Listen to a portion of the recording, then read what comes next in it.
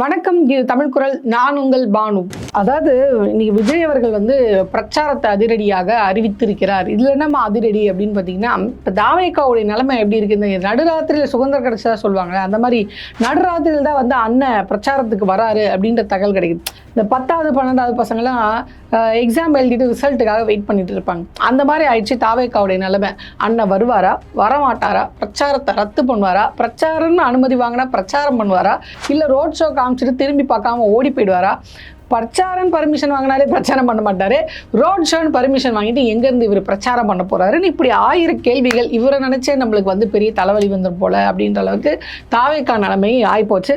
இப்போது இதை விட இன்னொரு இன்ட்ரெஸ்டிங்கான விஷயம் என்ன அப்படின்னு பார்த்தீங்கன்னா, இன்னைக்கு வந்து விஜய் அவர்கள் வீட்டு வாசலின் முன்பே குவிந்த கூட்டம், கடலென குவிந்த கூட்டம். இங்கே பிரச்சாரம் தொடங்கிடுச்சா, என்ன ஏதுன்னு தெரியலையா அப்படின்னு அளந்து விட்டாங்க. சரி, என்ன அப்படின்னு போய் பார்த்தோன்னா, பொதுவாக ஏதாவது ஒரு நல்ல நாள்னா இந்த மாதிரி தலைவர்கள் வீட்டிலலாம் போய் அவங்க ரசிகர்கள் தொண்டர்கள் நிற்கிறது வழக்கம். அவங்களும் வந்து அப்படி டாட்டா காட்டிட்டு போயிடுவாங்க. அதில் மனம் நெகிழ்ந்து தொண்டர்களும் ரசிகர்களும் வீட்டை பக்கம் கிளம்பி போயிடுவாங்க.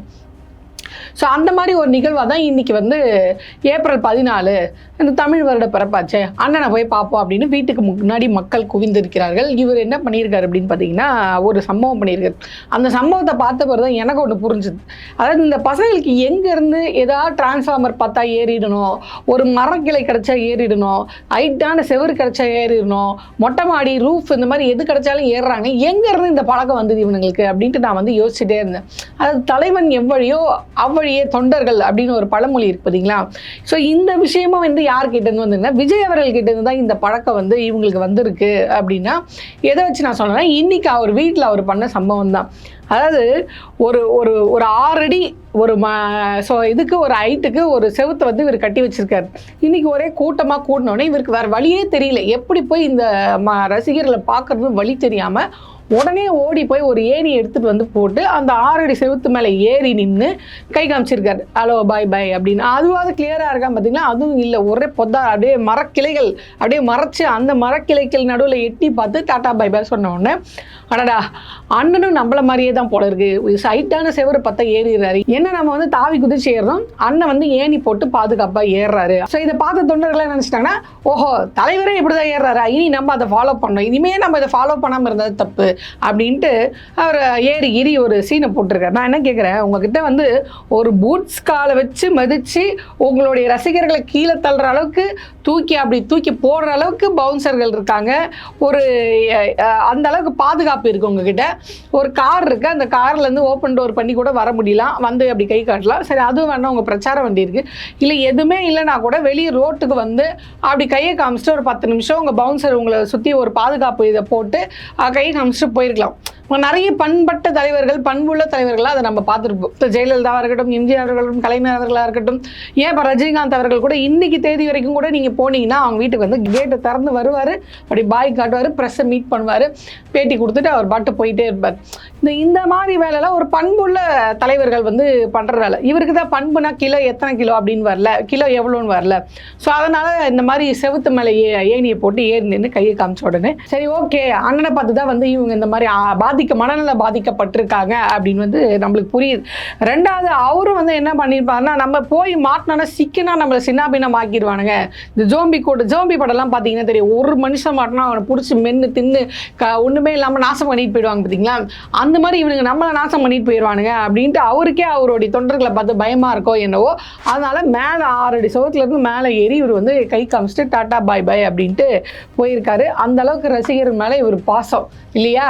ஸோ இதெல்லாம் ஒரு புறம் இருக்கும்போது இன்னொரு விஷயம் என்ன அப்படின்னு பார்த்தீங்கன்னா, இவர் நடுராத்திரி சொன்னார் இல்லையா, நான் இந்த வந்து திருப்பூருக்கு நான் வந்து பிரச்சாரத்துக்கு போகிறேன், என்னப்பா நேற்று வரைக்கும் போகலன்னா இன்றைக்கி போகிறேன்ற அப்படின்னு பார்த்தீங்கன்னா, இவர் தொடர்ந்து இந்த மாதிரி ரத்து பண்ணுறாரு பார்த்தீங்களா. 8 நாளில் வந்து 14 பிரச்சாரங்கள் வந்து ரத்தாகி இருக்குது. இது கின்னஸ் சாதனைன்னு சொல்லலாம். ஆனால் அந்த மாதிரி இவர் வந்து தொடர்ந்து ரத்து பண்ணிட்டு இருக்காரு. அப்படின்னா இந்த ரத்துக்கு பின்னாடி ஒரு ஸ்ட்ராட்டஜி இருக்குது. அண்ணன் சும்மாலாம் ரத்து பண்ணல, ஒரு ஸ்ட்ராட்டஜியோடு தான் ரத்து பண்ணுறாரு அதாவது சில பிரச்சாரங்களை நீங்கள் வந்து நோட் பண்ணியிருப்பீங்க. அதாவது இந்த கொளத்தூர் தொகுதி இருக்கு பார்த்தீங்களா, அதாவது ஸ்டாலின் அவர்களுடைய தொகுதி, அந்த தொகுதியில் வந்து VS பாபு அப்படின்றவர் வந்து போட்டியிடுறாரு தாவேகா சார்பா. இவர் விஜய் அவர்கள் ரொம்ப கிளியராக என்ன பண்ணுறாரு அப்படின்னு பார்த்தீங்கன்னா 2 தொகுதி, ஒன்று பெரம்பூர், இன்னொன்று வந்து திருச்சி கிழக்கு, இது 2 அவரோட தொகுதி அப்படின்றதுனால ரொம்ப ஷார்ப்பாக அங்கே போய் கிளியராக பிரச்சாரம் பண்ணிட்டு விசில் சின்னத்தில் ஓட்டு போடுங்க அப்படின்ட்டு வந்துட்டார். இப்போ கொளத்தூர் போகும்போது பிரச்சனை டைம் ஆயிடுச்சு அப்படின்ட்டு வில்லிவாக்கத்தை அப்ஸ்கான் பண்ணி கொளத்தூருக்கு சரியாக போகாமல் ஓடி போயிட்டார் இல்லையா. இப்போ இவரும் வருவார்னு VS பாபு அவர்கள் வந்து வெயிட் பண்ணி பார்த்தாரு. கடைசிக்கு இவர் வர்ற மாதிரி தெரியல. அதனால் அவர் என்ன பண்ணுறாருன்னா அவரை மாதிரியே ஒரு டூப்பை போட்டு அவர் வந்து ஒரு பிரச்சாரத்தில் இறங்கிடுறாரு. இது ஒன்று. 2வது இதே மாதிரி பார்த்தீங்கன்னா, அதாவது இது வந்து கொளத்தூர் ஸ்டாலின் அவர்களுடைய தொகுதி. இதே மாதிரி பார்த்தீங்கன்னா அன்பில் மகேஷ் அவர்களுடைய தொகுதி வந்து திருவெரும்பூர். இந்த திருவெரும்பூர் பகுதியிலையும் இப்போ திருச்சி கிழக்கில் போய் பிரச்சாரம் பண்ண முடியுது, அந்த திருவெரும்பூர் தொகுதியில் போய் பிரச்சாரம் பண்ணுறதுக்கு எவ்வளோ நேரம் ஆக போகுது? ஏன் பண்ணலைன்னா அது திமுகவுக்கு ரொம்ப ஸ்ட்ராங்கான வாக்கு வங்கி இருக்கக்கூடிய தொகுதி. அதனால் அங்கே போய் நம்ம பிரச்சாரம் பண்ணாலும் நம்ம கேண்டிடேட்டு ஜெயிக்க மாட்டாருன்ற முடிவில் அங்கேருந்து எஸ்கேப் ஆகிருக்காரு. அங்கேருந்து எஸ்கேப் ஆன உடனே இவங்க என்ன பண்ணியிருக்காங்க அப்படின்னா அவரை மாதிரியே ஒரு பொம்மையை செஞ்சு அழகிய வடிவில் பொம்மை செஞ்சு கொண்டு வந்து பிரச்சாரம் பண்ணியிருக்காங்க. இது ஒன்று. இதே மாதிரி பார்த்தீங்கன்னா கும்பகோணம் தொகுதியில் வினோத் அப்படின்றவர் என்ன பண்ணுறாருன்னா ஒரு 3D இல்யூஷன் இமேஜ், அதாவது அந்த ஹாலோகிராம் சொல்லக்கூடிய அந்த தொழில்நுட்பத்தை பயன்படுத்தி இவங்க வந்து பிரச்சாரத்தை பண்ணியிருக்காங்க. ஸோ இப்படி சென்னை மாதிரியான திமுகவுடைய கோட்டைன்னு சொல்லக்கூடிய பல முக்கியமான மாவட்டங்களுக்கு இவர் போய் பிரச்சாரம் போக மாட்டாரு. பிரச்சாரம் ரத்து. இப்போ டி நகர் நான் போக மாட்டேன், சைதாப்பேட் நான் போக மாட்டேன் அப்படின்னு அடம் பிடிக்கிறார்ல. இப்போ இங்கெல்லாம் உங்களுக்கு வந்து பிரச்சாரத்துக்கு வந்து இது கிடைக்கலையா, பர்மிஷன் கிடைக்கலையா அப்படின்னா கிடைச்சிருக்கு, ஆனால் நான் போக மாட்டேன். ஏன்னா அது வேஸ்ட்டு தானே, அவங்க ஸ்ட்ராங்காக இருக்காங்கன்னு எனக்கு தெரிஞ்சு போச்சு. இதுக்கப்புறம் நான் போய் அங்கே எதுக்கு பிரச்சாரம் பண்ணுறது மனநிலை ஒன்று. அப்போ மற்ற இடத்துக்குலாம் போகிறாரு அப்படின்னா அவர் என்ன பிளான் பண்ணுறாரு அப்படின்னு பார்த்தீங்கன்னா, இப்போ திருப்பூர், இப்போ போன திருப்பூராக இருக்கட்டும், காரைக்குடியாக இருக்கட்டும், கன்னியாகுமரியாக இருக்கட்டும், இந்த மாவட்டங்கள்லாம் ஓரளவுக்கு தேசிய கட்சிகளுடைய வாக்குகள் இருக்குது பார்த்தீங்களா. இந்த வாக்குகளை சிதறடிக்கணும், இளைஞர்களோட வாக்குகள் இந்த பாஜகக்கோ இல்லை அது வந்து காங்கிரஸ்க்கோ இந்த மாதிரியான தேசிய கட்சிகளுக்கு விலகக்கூடிய வாக்குகளை சிதறடித்து அதை தன் பக்கம் இழுத்து கொண்டால் வெற்றி பெறுகிறோமோ இல்லையோ அந்த 2ஆம் இடத்தை நோக்கி நம்ம போகலாம், இல்லை ஓரளவுக்கு ஒரு டீசெண்டான வாக்கு வாங்கி நம்ம வந்து தப்பிச்சுக்கலாம், பேரை காப்பாற்றிக்கலாம் அப்படின்ட்டு அந்த 2ஆம் இடத்தை நோக்கி தாங்க ஸ்ட்ராங்காக பிடிச்சி வைக்கணும் அப்படின்றதுக்காக திமுக கோட்டையாக இருக்கக்கூடிய மாவட்டங்கள் சென்னை மாதிரியான இடங்களை வந்து அவர் பிரச்சாரத்தை அறவே தவிர்த்து தன்னுடைய தொகுதியை மட்டும் இது பண்ணிட்டு மற்றபடி எங்கெங்கெல்லாம் வந்து இந்த தேசிய கட்சிகள், அதாவது திமுக ஓட்டு போடுறாங்க, இதை தவிர்த்து யாருக்கு ஓட்டு போட போறாங்க, பாஜக காங்கிரஸ் இந்த மாதிரி இதுக்கு ஓட்டு போடுறாங்களா, அப்ப அந்த ஓட்டு எல்லாமே நமக்கு வந்து சேரட்டும். திமுகவுக்கு போடாத ஓட்டு, திமுகவுக்கு விழுகாத ஓட்டு எல்லாமே அதிமுக பாஜக இதுக்கெல்லாம் தானே போய் விழுகும், அந்த ஓட்டு நமக்கு வந்து சேரட்டும் அப்படின்றதுனால தான் நேரடியாக இவரே அந்த இடத்துக்குலாம் பிரச்சாரத்துக்கு போகிறாரு. பிரச்சாரத்துக்கு போய் மக்களை தம் பக்கம் திருப்புறாரு அப்படின்ற ஒரு நியூஸ் வந்து வெளியாயிருக்கு. ஸோ அதனால தான் இன்னைக்கு கூட பார்த்தீங்கன்னா திருப்பூர் போயிருக்காரு. இப்போ திருப்பூர்லாம் வந்து பார்த்தீங்கன்னா பாஜகவுக்கு ஓட்டு விழுகக்கூடிய இடம் அப்படின்னு தான் சொல்லுவாங்க. இப்போ பாஜகவே என்ன பண்ணுதுன்னா அதிமுக எங்கெல்லாம் ஸ்ட்ராங்காக இருக்குன்னு பார்த்தா அங்கெல்லாம் அவங்களுடைய கேண்டிடேட்டு நிறுத்துறாங்க. ஸோ எதுவாக இருந்தாலும் அவங்களுக்கு ஓட்டு, அந்த ஓட்டை இதுதான் திமுக விழுகாம அந்த பக்கம் போறத அப்படியே ஃபில்டர் பண்ணி நம்ம கிட்ட கொண்டு வந்துட்டேன்னா மோடிஜி கிட்ட பாத்தீங்களா என்ன நம்புங்க, அவங்க வேஸ்ட், எனக்கு தான் வந்து எல்லா இதுமே இருக்கு அப்படின்னு ஒரு உருட்டலாம் அப்படின்றதுக்காக தான் அந்த இடத்தை கான்சென்ட்ரேட் பண்ணி இவர் வந்து பிரச்சாரம் பண்ணி கொண்டு இருக்கிறார் அப்படின்ற ஒரு நியூஸ் வெளியாகுது. ஸோ அதனால தான் 8 நாட்கள்ல 14 பிரச்சாரங்களை வந்து இவர் ரத்து பண்ணியிருக்காரு அப்படின்னு சொல்லப்படுது. இது மட்டும் இல்லாம பயங்கரமான காப்பி பேஸ்ட், வெட்டுறது ஒட்டுறதுன்னு வாங்கல, அந்த மாதிரி கூட இல்லாம அப்படியே காப்பி அடிக்குது, ஈரிச்சா காப்பின்ற மாதிரி.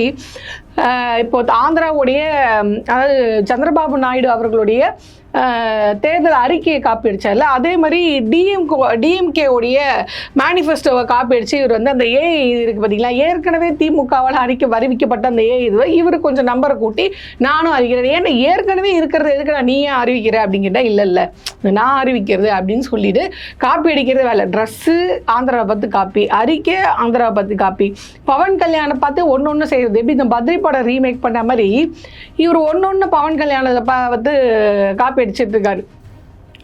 இவர் ஒன்று பார்த்தீங்கன்னா பவன் கல்யாணம் பார்த்து காப்பி அடிச்சுட்டு இருக்கார். அதாவது அவரை மாதிரியே இவர் வந்து இந்த அம்பு விடுறது, அவரை மாதிரியே இவர் வந்து இளநீர் வாங்கி சாப்பிட்றது, அவரை மாதிரியே இவர் வந்து இறங்கி சைக்கிள் ஓட்டுறது, அவரை மாதிரியே இவர் வந்து சிம்பிளாக சாப்பாடு சாப்பிட்ற மாதிரி ஃபோட்டோ போடுறது, இப்படி அவர் என்னென்னலாம் பண்ணுறாரோ அதெல்லாம் இவர் பண்ணிகிட்டே இருக்காரு. அவர் ஒரு வாட்டி ஹாஸ்பிட்டலில் போய் அட்மிட் ஆனார் சீன் போடுறதுக்காக. அதே மாதிரி இவரும் வெகு விரைவில் தேர்தல் நெருங்கக்கூடிய சமயத்தில் ஹாஸ்பிட்டலில் போய் அட்மிட் ஆகி திமுகவின் சதி அப்படின்னு சொல்கிறாங்க. நடுவுலேயே அதை ட்ரை பண்ணாங்க. விஜய் அவர்களுக்கு உடல்நிலை வந்து பாதிக்கப்பட்டிருக்கு, டாக்டர்லாம் அட்வைஸ் பண்ணுறாங்க தொடர்ந்து பிரச்சாரத்துக்கு போகிறதுக்காக. ஸ்டாலின் அவர்களுடைய வயசு என்ன அப்படி பார்த்தீங்கன்னா 70+. இந்த வயசுலையும் ஓயாமல் அவர் வந்து பிரச்சாரம் பண்ணிட்டு இருக்காரு. வீதியில் இறங்கி நடந்து போய் மக்களை வந்து பார்த்துட்டு இருக்காரு.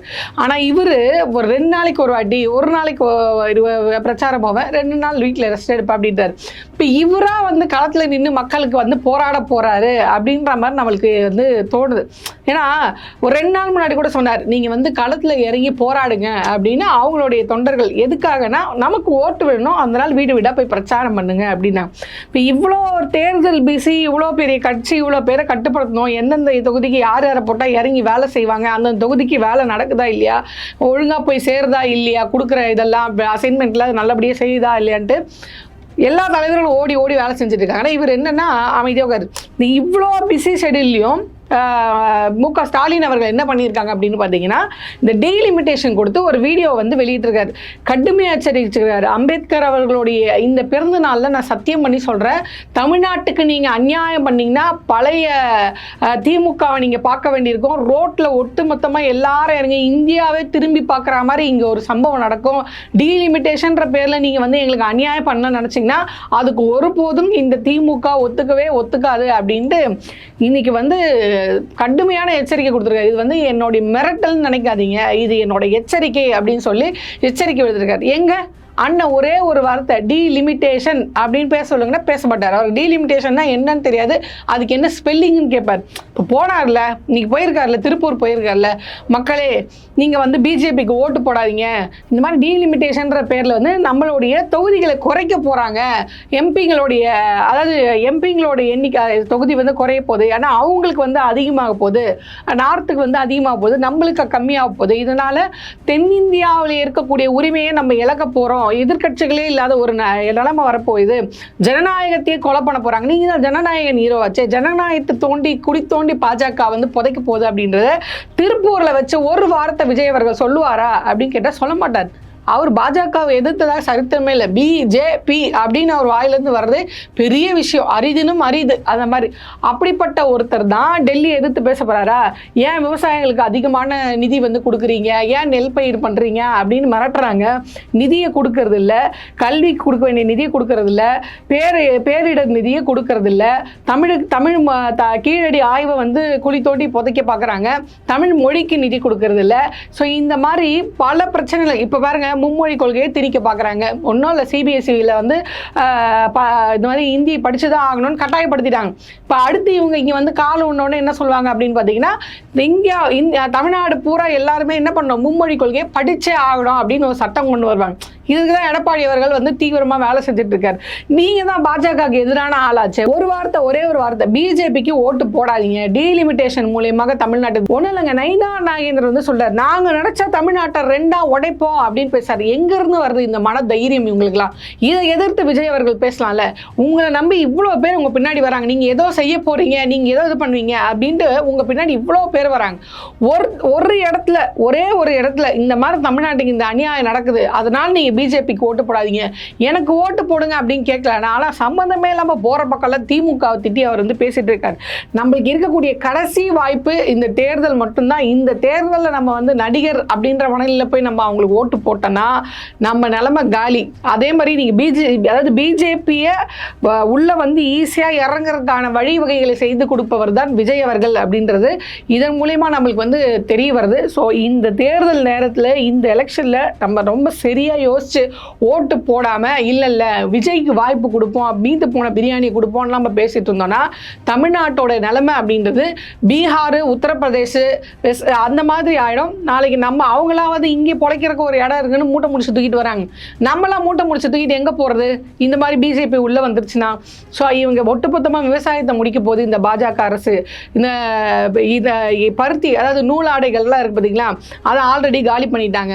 ஸோ இந்த மாதிரி பல வேலைகளை வந்து அவங்க பண்ணிட்டு இருக்காங்க. இது எனக்கு ஒரே ஒரு விஷயம் தான் ஞாபகம். அதாவது ஸ்டாலின் அவர்கள் சொன்னார் பார்த்தீங்களா, திமுக அரசு இங்கே இருக்கிற வரைக்கும் பாஜகவுடைய எந்த மோசமான திட்டங்களும் தமிழ்நாட்டில் காலூன்றவே முடியாது அப்படின்னு சொன்னார் பார்த்தீங்கன்னா. இந்த மாதிரி டெல்லியை எதிர்த்து அரசியல் பண்ணுகிற கட்சிகள் இருக்க மாதிரினா தமிழ்நாடு தப்பிச்சுட்டே வரும். விஜய் அவர்கள் மாதிரி பூ போட்டவனே சைக்கிளை போட்டு ஓடி போனார் பார்த்தீங்களா, வேனுக்கு விட்டா போதும் ஓடினார் பாருங்க. அந்த மாதிரி பயந்த ஆளுங்களாம் வந்துலாம் இந்த மாதிரிலாம் சண்டை செய்ய மாட்டாங்க அப்படின்றது 100% உண்மை. ஸோ இது லாஸ்ட்டாக எனக்கு ஒரு பாயிண்ட் தான் ஞாபகம் வருது. அதாவது உனக்கெல்லாம் எதுக்கடா டிஎம்கே, நான் இருக்கேன்டா அப்படின்ட்டு பெரம்பூர் தொகுதியில் டிவிகே அப்படின்னு போட்டு கேமரா சின்னத்தை வச்சுட்டு ஒருத்தர் வந்து பிரச்சாரம் பண்ணிட்டு இருக்காரு. அந்த டிவிகே எந்த டிவிகேன்னா தமிழக வாழ்வுரிமை கட்சி. நீங்கள் தான் தமிழக இந்த டிவிகே இருக்குது பார்த்தீங்களா, தாவேக்காவுக்கு மாற்ற அவங்க டிவிகே வெர்சஸ் டிவிகே அப்படின்னு எங்கே பார்த்தாலும் பிரச்சாரத்தை மாற்றிட்டாங்க. இப்போ மக்கள் குழம்பி போயிட்டாங்க.